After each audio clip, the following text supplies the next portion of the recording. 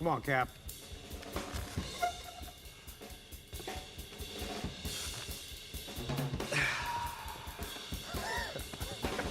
Nothing. In 2008, the MCU was born, but 2 years before that, something much, much greater came into the world. Me. I was born in 2006, right before the beginning of the most successful franchise in history, the Marvel Cinematic Universe. That means I got to grow up with the MCU as it became the large, interconnected universe we know today. Marvel movies played seminal roles in my childhood, from providing some of my favorite memories to giving me examples of right and wrong and how to defend what's right. I feel like myself and so many other young adults grew up with something very special, something unlike anything our parents or their parents had. So today I want to do something a little different and give my perspective on the MCU as someone who has grown up with it. Iron Man came to theaters in May 2008, shortly after my second birthday, and I did not go see it in theaters, but when it hit DVD, it was an immediate classic in my household. My parents enjoyed the movie because of its soundtrack and Robert Downey Jr.'s charisma as Tony Stark, and I enjoyed it because I was a toddler. It wasn't until Iron Man 2 came out in 2010 that the superhero obsession that consumes me today truly took hold. The Sam Raimi Spider-Man trilogy had been on constant rotation until then, but I had only loved Spider-Man, not anyone else. Iron Man 2 showed me that there's a wide variety of all kinds of characters, and I don't have to give my all to one favorite. I left that theater with a hunger that only 2000 superhero movies could fix. Anytime we would go to the store from then on, I would ask my parents to look at the DVDs and if I could pick just one, and some of those movies ended up being The Incredible Hulk. I know it's an MCU movie technically, but did we really start counting it until a couple years ago? Ghost Rider, Ang Lee's Hulk, Fantastic Four, and of course the X-Men movies. A lot of those movies I would watch by myself, but when I was watching them and my dad noticed, he would be consumed too. Some really great actors were in those 2000s comic book movies. Nick Cage, Hugh Jackman, Michael Chiklis. These were all guys that I saw just as superheroes on a screen, but to my dad they were interesting actors that he had enjoyed before that were in movies that his son was enjoying. Being able to bond over superhero movies was one of the first real connections I remember having with my dad. In 2011, my little brother was born, and that was the same year Captain America: The First Avenger and Thor came out. That was the first year I remember there being a lot of toys released for Marvel movies. A wearable Iron Man helmet and repulsor gauntlet released for Iron Man 2, which was one of my favorite toys. What an amazing toy. Captain America shields and masks, foam Thor hammers that my cousin would whack the hell out of me with. From 2011 on, a lot of the toys that I played with as a kid were either made for the MCU or made as a result of the popularity of the MCU. Thor was a big movie for me because my parents were really into Norse mythology and Nordic and Celtic culture. I don't know if you could have guessed that from my name being Kelton. So it was a Marvel movie that my parents were actually invested in. I think because of their heightened interest in Thor, that movie really made an impact on me. After seeing it, I announced to my parents that I wanted long hair like Thor, so they let me grow my hair out and I haven't had it cut short since. In 2012, The Avengers came out, and I think that was the first MCU movie that truly changed the world. It was the first Marvel movie to make over $1 billion, and it showed people that an interconnected universe is something to pay attention to and care about. Up until then, the MCU hadn't really had the interconnectivity that we know it for today. Tony Stark cameoed at the end of The Incredible Hulk, and Thor was teased at the end of Iron Man 2, but the connection they had been building toward hadn't been paid off yet until the Avengers. This payoff was huge because we not only got to see these established characters interact with each other and work together, the story was intriguing and dangerous, which made their culmination feel all the more important.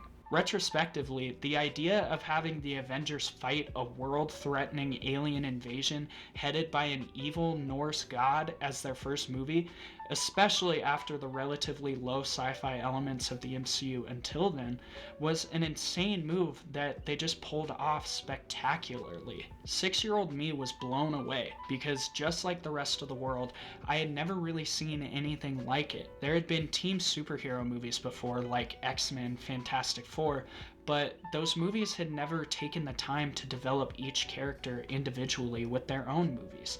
And that's what the MCU did differently, and ultimately that's what set them apart from everyone else.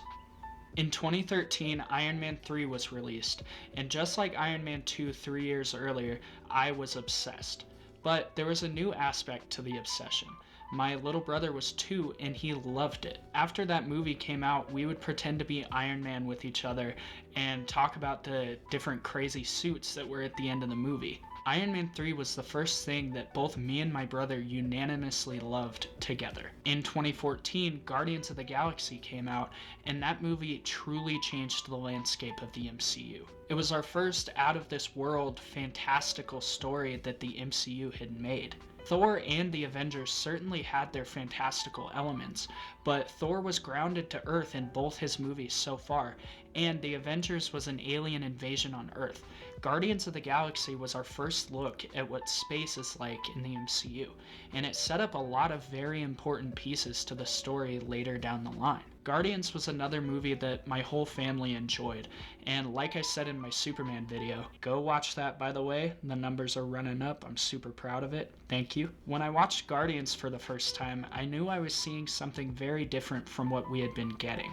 For a first step into the massive lore of the Marvel cosmos, I would say that Guardians was a shockingly great pick. It's been said a million times how unprecedented the success of Guardians was, but I still just want to emphasize how important that movie was culturally and for the future of the MCU. In May of 2015, just after I turned 9, Avengers Age of Ultron hit theaters, and it was a game changer for me. Essentially, the entire movie is a series of consequences created by actions that the Avengers directly or indirectly made, and to watch the dominoes that have been placed so far all fall over the way they did was revolutionary.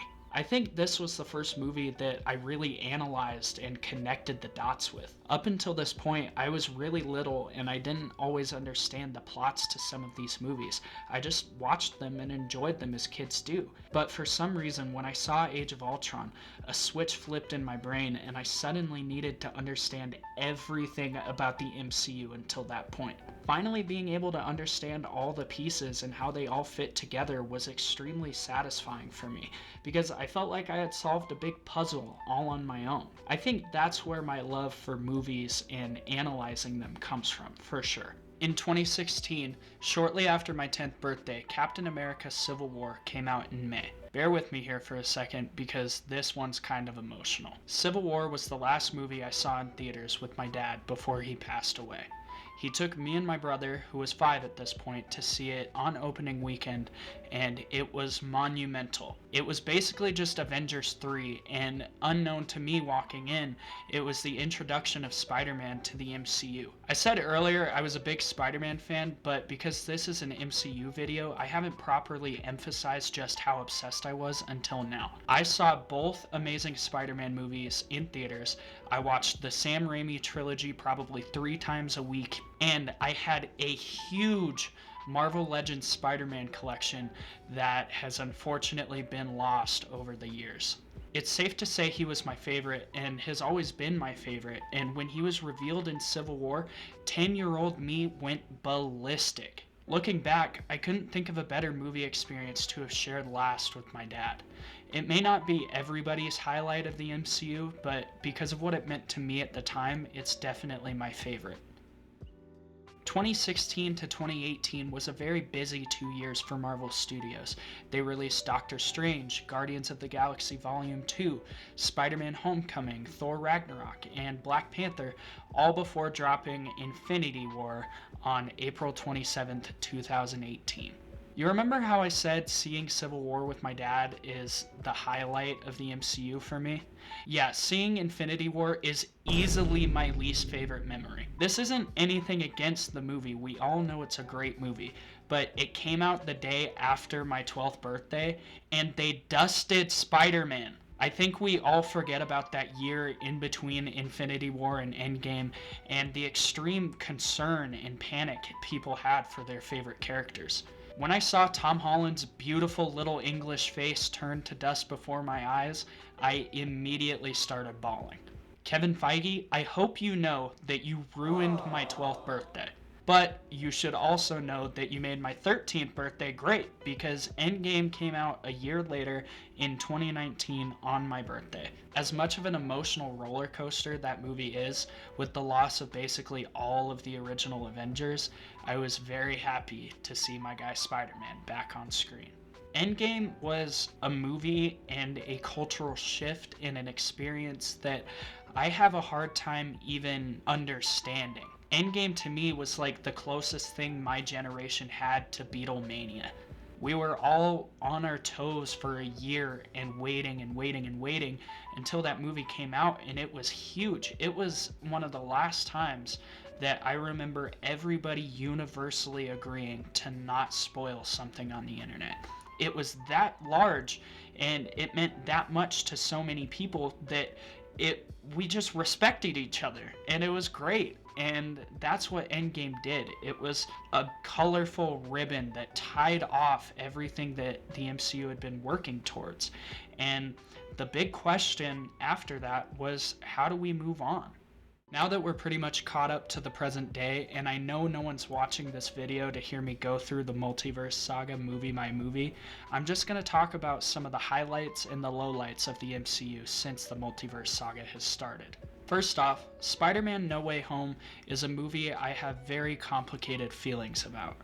I wasn't alive to see Tobey Maguire's initial run as Spider-Man in theaters, but as I said earlier, I certainly did grow up with him, as well as Andrew Garfield and Tom Holland. Seeing the three Spider-Men together in theaters was an experience I'll never forget.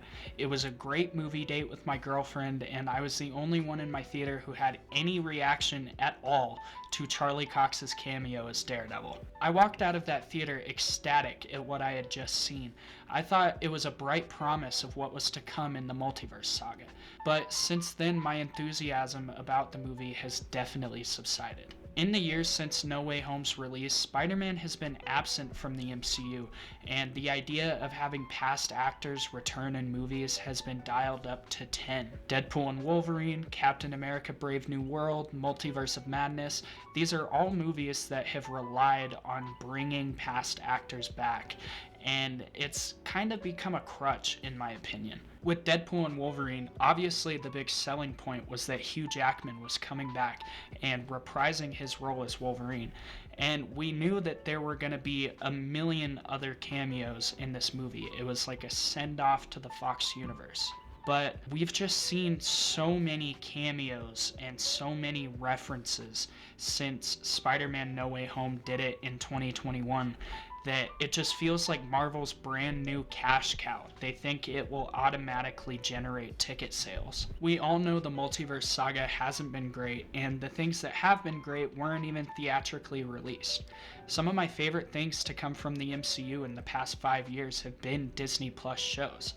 I loved Loki and I loved WandaVision, but eventually it just became too difficult to keep up with 4 movies a year and 3 shows a year. After a while, my care for the shows subsided and my care for the movies did too.